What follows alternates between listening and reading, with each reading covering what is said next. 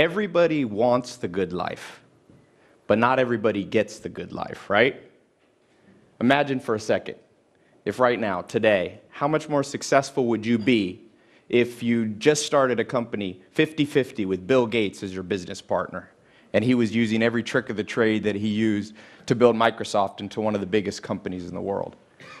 Imagine how much money you'd have in your bank account today, how much more money, I should say, if Warren Buffett was teaching you how to invest in the stock market, showing you what he used to build Berkshire Hathaway into a $140 billion company.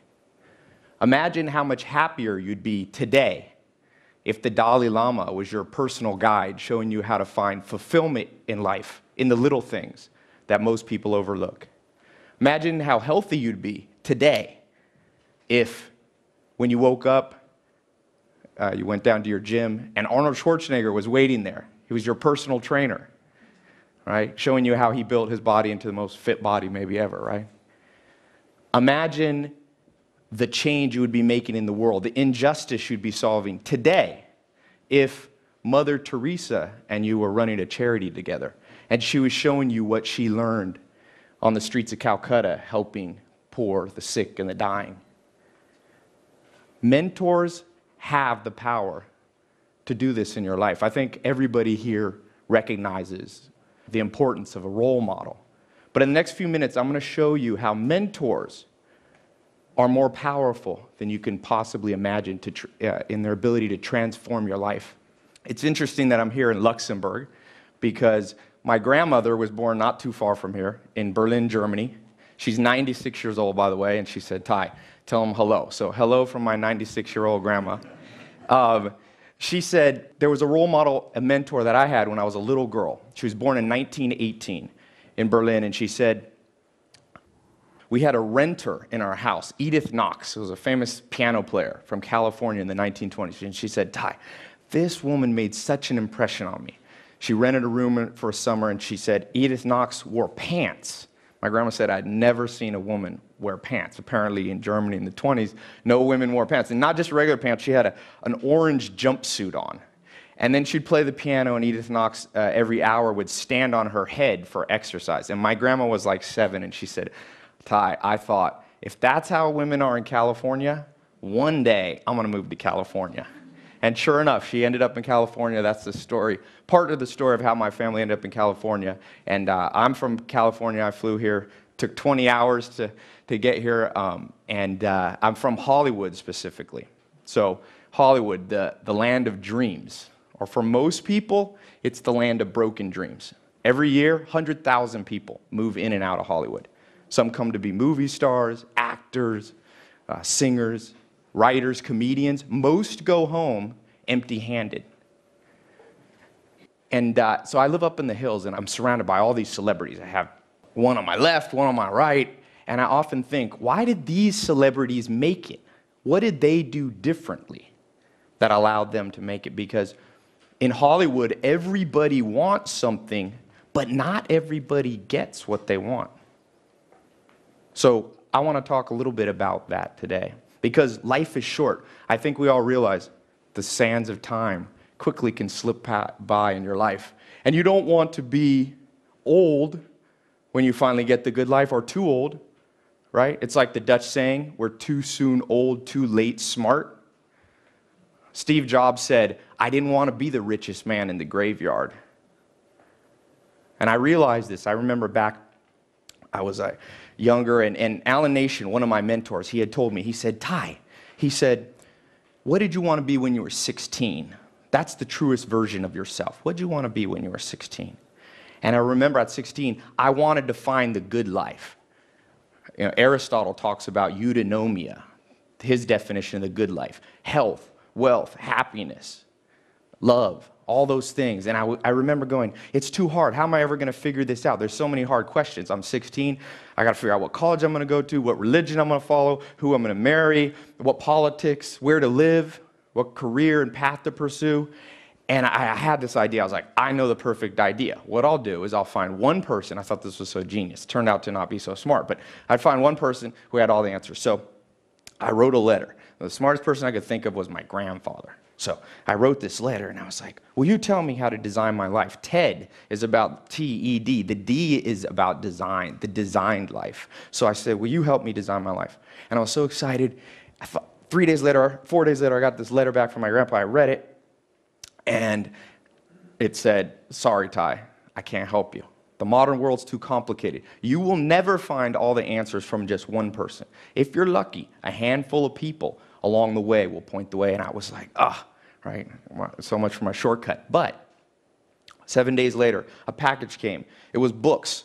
My grandfather had a 20,000 book library, and he had sent me some old dusty ones, 1,000-page volume, 11 books. The Story of Civilization by Will and Ariel Durant. And I was like, 1,000 pages? This is too much, right? But I see now he was giving me a hint. I didn't understand it, that there's this myth that you have to go inward to find truth. But the truth he was saying is you have to go outward. If you can download the consciousness, the mindset of people who have gone before you, the smartest, the wisest, the most intelligent, the most experienced people, then you will get what you want.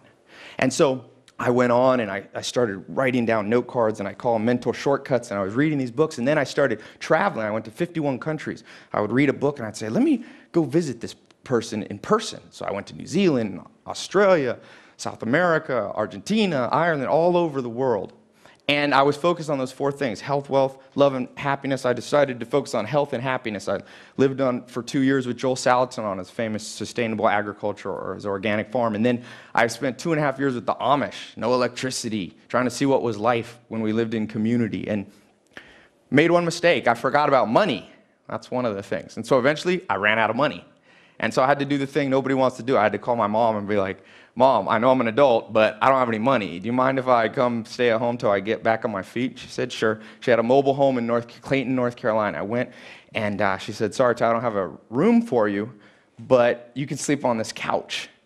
And so I remember laying there at night and like, did I mess up? Did I miss out on the good life? Here I am. I have no college degree. My skills, I could milk a cow at the Amish. That wasn't a very marketable skill. I had like $47 in my bank account. And I didn't have a car. I actually had a car, but it had holes in the floor. Somehow it rusted through, and if you accidentally would put your foot down, it would like chop your foot off. So I didn't want to drive it anywhere. I didn't want to pick anybody up in that car. So I remembered back to what my grandpa said, though. He said, look outward. So I started asking around, will somebody help me? And my uncle said, you know what, Ty, you need somebody who's going to show you how to make money. So I was like, great idea. I'm going to go find somebody. But I didn't have any gas money. So I was stuck there at my mom's house. I had $40. So I walked to the kitchen. That's what I could afford to do. And I found a Yellow Pages, and I opened up this Yellow Pages, and I looked in the finance section. And I found this guy, and I said, I'm going to go visit that guy. So I found a suit. I got a suit out of the closet. It wasn't mine. It was too big. It looked weird on me. God help me. I don't know what I looked like when I showed up at that guy's house. But got somebody to drive me in, and I showed up, and Kathy, a secretary, opened the door, and I walked back, and this guy, Mike Stainback from the phone book, I walked up to him, and I said, Mike, you don't know me. If you show me what you know, because I figure you must know a lot about money if you can afford a full-page ad in the Yellow Pages. If you show me what you know, I'll work for you for free. And I'll never forget, he was sitting in this chair, he had a big mustache. He looked kind of like Tom Selleck. He was sitting there, and he just rolled his chair towards me, and he said, you know what, Ty? I've been looking for someone like you for 20 years. Show up in the morning, I'm going to show you what I know.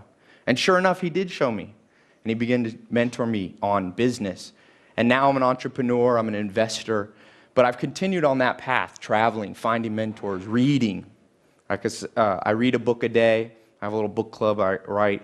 And what I found in my research is that I wasn't the abnormal path. Mentors, your ability to copy, is the biggest predictor of the success that you will have in life. As Picasso said, good artists copy, but great artists steal, right? And I looked around, and it's interesting. Did you know Albert Einstein had a mentor? Every Thursday, he would have lunch with the mentor growing up. Jay-Z, the rapper, he had a mentor. Oprah Winfrey said she had 2 mentors. Gandhi had a mentor. Alexander the Great had Aristotle. Bill Gates had Paul Allen. Warren Buffett had Benjamin Graham. There's something here that most of us have missed out on. So I want to share with you some things that I found, some specifics that you can do with mentors. The first thing, the first rule is I call them the mentor rules. It's the law of 33%. You should divide up your life and spend 33% of your time around people lower than you. You can mentor them, you can help them, and they'll help you back by making you feel good about yourself, right? It's good to know somebody's doing worse than you, right? That's that 30%. Then you have 33% of people that are on your level. These become your friends, your peers. But the last 33% is what most people forget about. Those are people 10, 20 years ahead of you. They'll make you feel a little bit uncomfortable, but that's what you want. And then remember, you don't want to make the mistake most people make with mentors, finding somebody just a little bit better than them. You don't want to be the blind leading the blind. So I call it the 10x rule. Find somebody 10 times further ahead than you. If you want to learn how to grow $1 million company, you have to find somebody who has a $10 million company. Don't be afraid to go to the top. In-person mentors are amazing, and you can get people like Warren Buffett, Bill Gates. You'd be surprised. My friend heard a talk, Frank, he's a director in Hollywood, and he's like, Tai, you're not going to believe this. I heard your talk, and I emailed some people, and Elon Musk, the founder of PayPal, the only man to own 3 companies worth $1 billion, he wrote me back, and I had lunch with him. You'd be surprised. People remember, because people remember their struggle, and they'll reach out and help you too. Remember, everybody wants the good life, but not everybody's willing to follow these rules. You must follow these rules. Next, humility. One of my favorite stories in business. Sam Walton, he becomes the richest man in America. He starts Walmart, this big empire, and he takes a trip to Brazil, to Sao Paulo. And when he's there, in Sao Paulo, his host family, his friends, get a call from the police department. They're like, come bail out Sam Walton. He's in jail. By this time, he's an older guy, billionaire. They rush down. If you've ever seen the inside of a Brazilian jail cell, it's not a good place for a 70 or 60-year-old billionaire, right? And they ask the police, are you crazy? Are you arresting him? They're like, we didn't know who he was, and we found him crawling around the floors of stores. And they asked Sam Walton, what are you doing? And he's like, oh, I was just taking a tape measure and measuring how wide the aisles were, because I was trying to figure out if these Brazilians knew something that I didn't know. Already a billionaire. You'd think he'd be cocky. You see, everybody wants the good life, but not everybody's willing to be humble like Sam Walton was. You have to be humble. Next, perseverance. The media has tricked us. They only show us the success at the end, but Bill Gates started at 12. It wasn't until 31 years old that he was a billionaire. He said from age 20 to age 30, I never took a day off, not even one. You must persevere, and in your search for mentors, you must persevere as well. I've been lucky enough to become friends with one of the top real estate investors in the world. I said, how in the world did you get started? He said, back when I was 19, I decided I wanted to do real estate. And I lived in a little town, but I knew there was one developer that was pretty good. So I went down to that developer's office. I met the secretary. I said, I'd like to meet this developer. She said, sorry, he's a busy man. He didn't have time to meet you. I said, I came back the next day. She turned me away. 17 times. He said on the 17th time, the lady felt bad for him and said, listen, here's what you do. Hide behind the plant by the elevator. When he comes out of his office at the end of the day, jump in the elevator and he won't have a choice. The doors will close. And you got 4 floors to convince this guy that you're worth, talking to. I don't know what my friend said, but he said enough that when they got to the bottom of the elevator, that developer said, meet me at the airport in the morning. Well, I'll go down in my private jet. You can come down with me to Florida. I'll show you how I invested in hotels down there. Sure enough, my friend learned from this mentor and became one of the wealthiest real estate investors in the world. He persevered because, you see, everybody wants the good life, but not everybody's willing to persevere to get it. You must persevere. Next, books. Books you should see as hidden treasure. Think about it. If I told you, because as I said, mentors are great in person, but some of the great mentors are no longer alive. Shakespeare, Darwin, Freud, Mahatma Gandhi.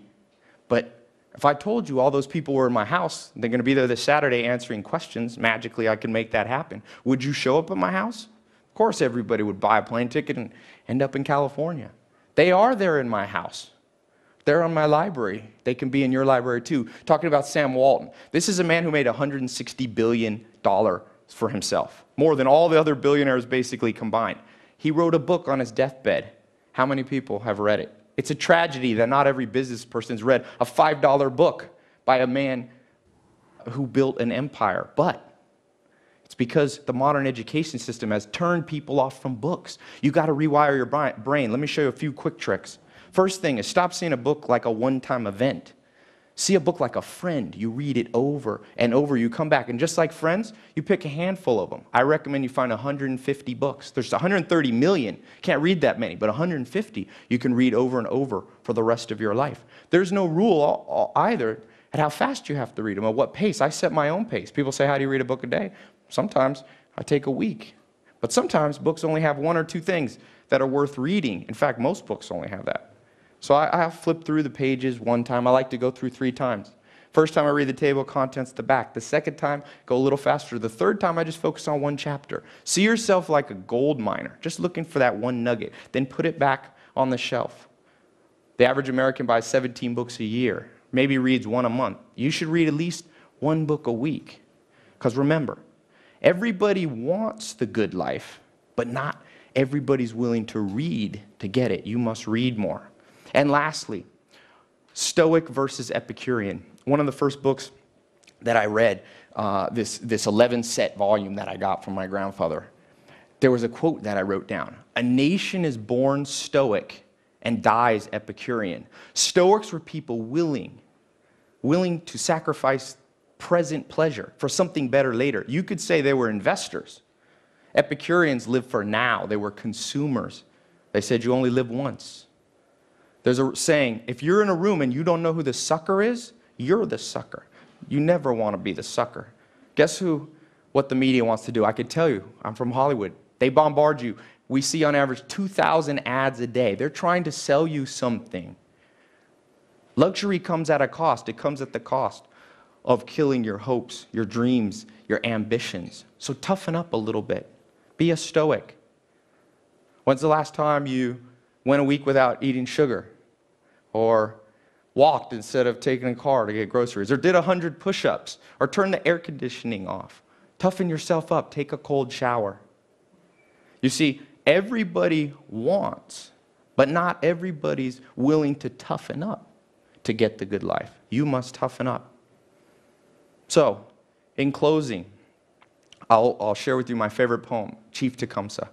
He says, love your life, perfect your life, beautify all things in your life. Seek to make your life long and its purpose in the service of your people. Mentors will help you do that. They are the shortcut that you want. You don't want to do it the hard way. Find a mentor. No matter if you're just starting out or if you're already experienced, there's always someone to learn from. You must follow those rules. Be humble. Persevere. Read more. Toughen up. Remember, it's going to be a little bit hard. It's like Tom Hanks says in the one movie. It's supposed to be hard. The hard is what makes it great. If you do these things, you will find the good life. Thank you.